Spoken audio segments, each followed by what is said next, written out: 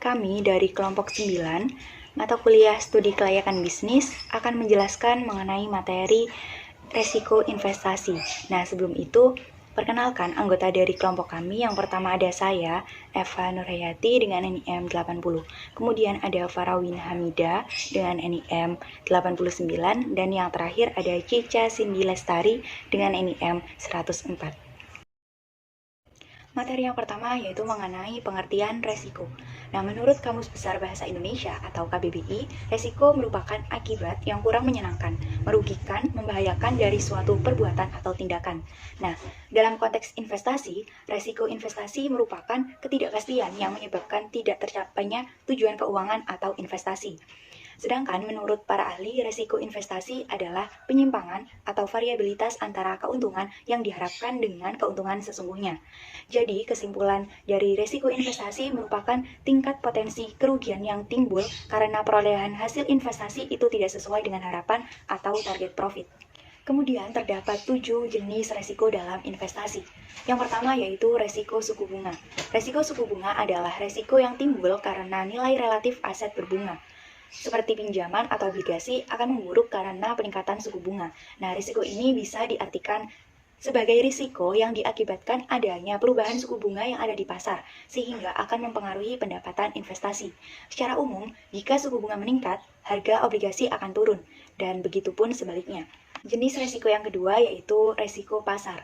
Nah, resiko pasar merupakan resiko fluktuasi atau naik turunnya nilai aset yang disebabkan oleh perubahan sentimen pasar keuangan, seperti saham dan obligasi, yang juga sering disebut dengan resiko sistematik. Artinya, resiko ini tidak bisa dihindari dan pasti akan selalu dialami oleh investor. Jenis resiko yang ketiga yaitu resiko inflasi atau resiko daya beli. Nah, resiko ini merupakan peluang bahwa arus kas dari investasi tidak akan bernilai sebanyak di masa depan karena perubahan daya beli yang tergerus inflasi.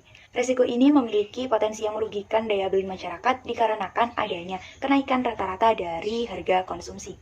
Jenis resiko selanjutnya yaitu resiko inflasi atau resiko daya beli. Nah, resiko ini merupakan peluang bahwa arus kas dari investasi itu tidak akan bernilai sebanyak di masa depan karena perubahan daya beli yang tergerus inflasi. Resiko ini memiliki potensi yang merugikan daya beli masyarakatnya karena adanya kenaikan rata-rata dari harga konsumsi. Kemudian jenis resiko yang keempat yaitu resiko likuiditas. Nah, resiko ini merupakan resiko yang muncul akibat kesulitan menyediakan uang tunai dalam jangka waktu tertentu. Jenis resiko yang kelima yaitu resiko valuta asing atau nilai tukar mata uang. Nah, resiko ini merupakan resiko yang disebabkan oleh perubahan kurs valuta asing di pasaran yang tidak sesuai lagi dengan yang diharapkan terutama pada saat dikonversikan ke mata uang domestik. Resiko selanjutnya yaitu resiko negara. Nah, resiko ini juga dikenal dengan istilah sovereign risk dan berkaitan dengan kondisi perpolitikan negara.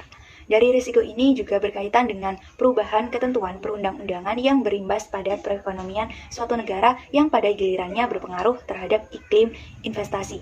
Dan resiko yang terakhir yaitu resiko reinvestasi. Resiko ini merupakan kemungkinan bahwa arus kas investasi akan mengembalikan imbal hasil yang rendah setelah diinvestasikan kembali ke instrumen investasi yang baru. Materi selanjutnya yaitu mengenai resiko kredit. Nah, menurut Otoritas Jasa Keuangan 2016, resiko kredit adalah resiko akibat kegagalan pihak dalam memenuhi kewajiban kepada lembaga keuangan yang memberikan kredit sesuai dengan perjanjian yang disepakati. Nah, ada beberapa macam dalam resiko kredit, diantaranya yaitu yang pertama, resiko konsentrasi kredit. Nah, resiko yang timbul akibat konsentrasi penyediaan dana kepada satu pihak atau sekelompok pihak, industri atau sektor, dan atau area geografis tertentu yang berpotensi menimbulkan kerugian yang cukup besar yang dapat mengancam kelangsungan usaha lembaga keuangan yang memberikan kredit.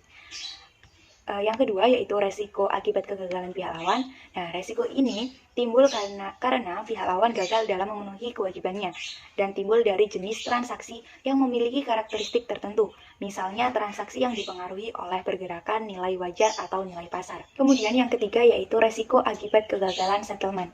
Resiko yang timbul akibat kegagalan penyerahan kas dan atau instrumen keuangan pada tanggal penyelesaian yang telah disepakati dari transaksi penjualan dan atau pengembalian instrumen keuangan. Macam resiko kredit yang terakhir yaitu country risk, yang merupakan resiko yang timbul dari ketidakpastian karena memburuknya kondisi perekonomian negara dalam membayar hutang, gejala sosial politik, serta kebijakan suatu negara.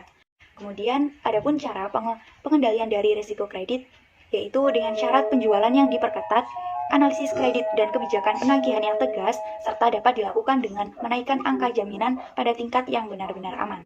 Untuk materi selanjutnya yakni mengenai kebijakan perbankan. Dalam kebijakan kredit, semua pejabat bank yang terkait dengan pengkreditan termasuk anggota Dewan Komisaris dan direksi harus melaksanakan kemahiran profesional di bidang perkreditan secara jujur, objektif, cermat, dan seksama.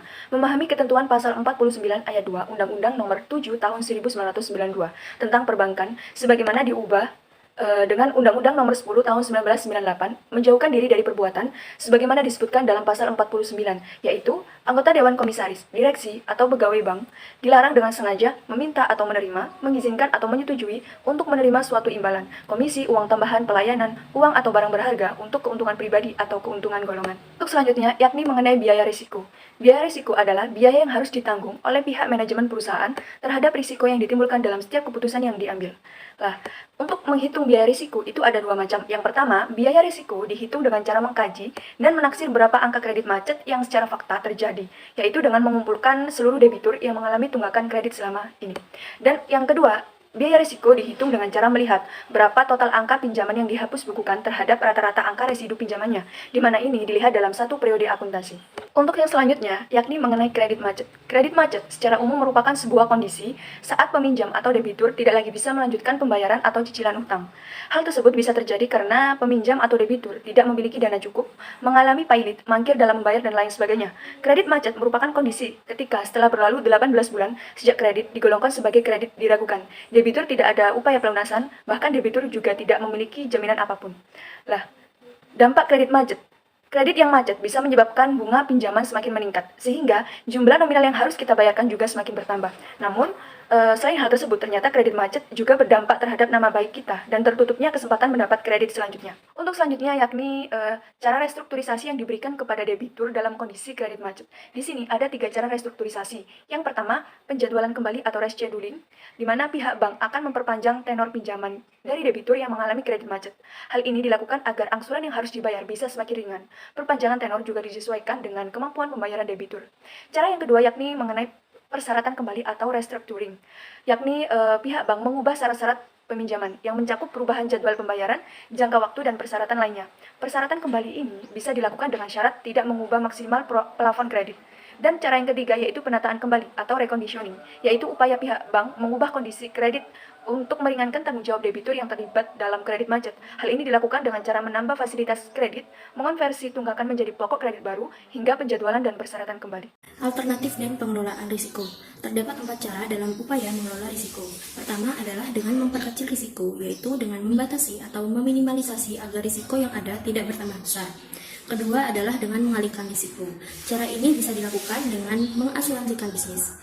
Yang ketiga adalah dengan mengontrol risiko, yaitu dengan melakukan kebijakan antisipasi sebelum risiko terjadi, misalnya dengan menambah alat pengaman, dan lainnya. Lalu yang keempat dengan pendanaan risiko, yaitu penyediaan sejumlah dana sebagai dana cadangan untuk mengantisipasi timbulnya risiko di kemudian hari, seperti perubahan nilai tukar rupiah terhadap dolar. Untuk menghindari risiko yang timbul terhadap aktivitas investasi yang dilakukan perusahaan, dapat memilih alternatif keputusan yang dianggap realistis dan tidak akan menimbulkan masalah. Tindakan ini dianggap sebagai bagian dari strategi investasi. Selanjutnya adalah pembahasan studi kasus. Kelompok kami menggunakan studi kasus yang bersumber dari jurnal dengan judul Tata Kelola Perusahaan sebagai Mekanisme Pengelolaan Risiko untuk Meningkatkan Nilai Perusahaan. Tujuan dari penelitian ini adalah untuk menguji pengaruh tata kelola perusahaan terhadap nilai perusahaan yang dimediasi oleh risiko. Populasi yang digunakan adalah perusahaan yang terdaftar di Bursa Efek Indonesia periode 2013 hingga 2018. Tata kelola perusahaan adalah sistem monitoring dan manajemen yang mempengaruhi penentuan dan pencapaian tujuan perusahaan. Sistem ini adalah cara untuk mengukur dan mengontrol risiko perusahaan dan meyakinkan bahwa pengaplikasiannya telah efektif. Salah satu wujud tata kelola perusahaan adalah berupa manajemen risiko. Penerapan manajemen risiko ini akan membuat perusahaan dapat melakukan antisipasi untuk meminimalkan dampak buruk dari risiko. Hasil penelitian menemukan bahwa tata kelola perusahaan memiliki pengaruh positif dan signifikan terhadap risiko. Sementara itu, risiko memiliki pengaruh positif dan signifikan terhadap nilai perusahaan. Penelitian ini juga menemukan bahwa risiko memediasi pengaruh tata kelola perusahaan terhadap nilai perusahaan. Hal ini berarti perusahaan harus mampu mengendalikan risiko perusahaan melalui tata kelola perusahaan yang baik demi meningkatkan kepercayaan pemangku kepentingan serta dapat mendukung keberlanjutan perusahaan. Mungkin itu saja penjelasan dari kelompok kami. Kurang lebihnya kami mohon maaf. Terima kasih dan wassalamualaikum warahmatullahi wabarakatuh.